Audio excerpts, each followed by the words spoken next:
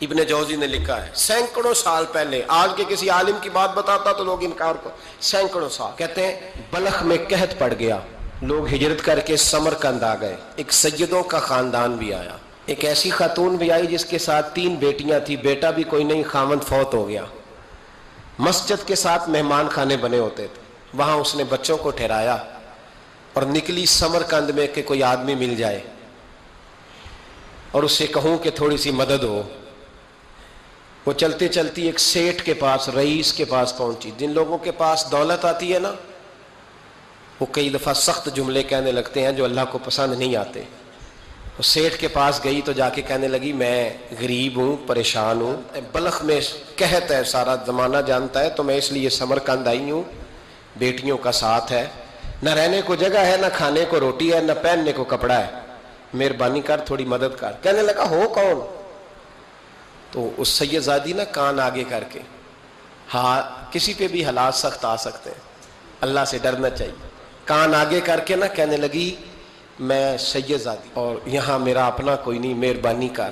تو وہ سیٹھ صاحب، چودھری صاحب کہنے لگے مجھے کیسے پتا چلے گا تو سید ہے؟ تو سید زادی نے اپنا پلو کھولا اور اپنے آنسو دونوں آنکھوں سے صاف کیے تو کہنے لگی اللہ تیرا بھلا کرے، میں ثابت نہیں کر سکتی کہ میں حضور کا خاندان، میرے پاس کوئی دلیل نہیں، میں نہیں بتا سکتی، چل ٹھیک ہے، چلی گئی۔ کسی نے بتایا کہ یہاں ایک یہودی بھی رہتا ہے، وہ بڑا سخی ہے، یا آتش پرست ہے، یا پارسی ہے کافر غیر، سخی بڑا ہے۔ اس کے پاس گئی، بیٹھی رہی، لوگ بیٹھے تھے، جب چلے گئے تو قریب گئی، کہنے لگی مجبور ہوں، پریشان ہوں، غریب نہیں ہوں۔ کہنے لگا بی بی تجھے کبھی دیکھا نہیں، سمرقند کی اتنی آبادی نہیں، میں سارے شہر، تو کون ہے؟ تو کہنے لگی تعارف نہ ہی پوچھے تو اچھا ہے۔ اس نے کہا چلو اگر پتہ چل جائے تو۔ کہنے لگی میں مسلمانوں کے نبی کی اولاد ہوں، مسلمانوں۔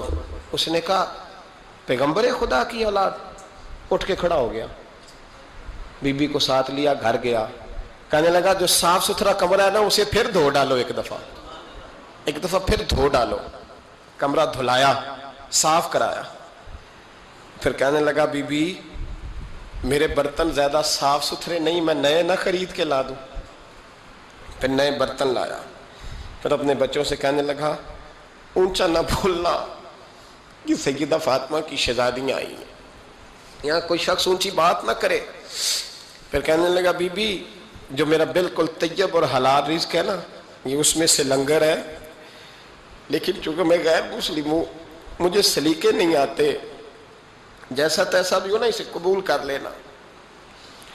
خاتون کو کہنے لگا یہ گھر ہے، جب تک جی چاہے یہاں رہنا، پر دیکھنا ہو سکے تو رات اپنے نبی سے سفارش کرنا، میرا بھی کوئی مسئلہ، میری بھی کوئی قبولیت کہیں ہو جائے۔ وہ مسلمان کہلانے والا رات کو سویا، کہتے جنت سجی ہوئی ہے، لوگ جنت میں جا رہے ہیں، لائنیں لگی ہوئی ہیں، نبی پاک لوگوں کو جنت میں بھیج رہے ہیں، میں بھی دوڑ کے لائن میں لگ گیا، فرشتے نے میرا بازو پکڑا، کہا پیچھے ہٹ، تو میں دوڑ کے حضور کی بارگاہ میں گیا، میں حضور سارے جنت میں جا رہے ہیں، یہ مجھے نہیں جانے دیتا۔ تو نبی پاک نے فرمایا تو کون ہے؟ کہ یا رسول اللہ میں مسلمان ہوں۔ کہتے حضور مجھ سے فرمانے لگے کوئی دلیل ہے تیرے پاس؟ دلیل ہے کوئی تیرے پاس؟ میں چپ کر گیا۔ فرمایا میری بیٹی تیرے دروازے پر آ ہی گئی تھی تو دلیلیں پوچھنے لگ گیا تھا؟